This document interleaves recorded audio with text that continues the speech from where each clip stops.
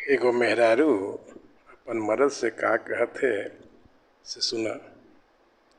अजी धान के रोपैया मिललो 3.5 सेर मकैया जी हम तो मैया दुलरी। अजी कूटिए पीसिए 3.5 रोटी भेलो जी हम तो मैया दुलरी।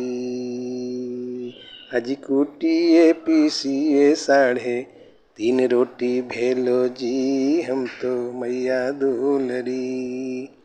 सबके दिलियो आधा उधी बुढ़वा के दिलियो एगो।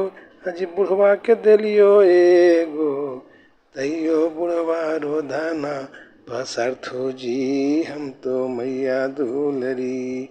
अजी तैयो बुढ़वा रो धाना पसारथो जी हम तो मैया दुलरी।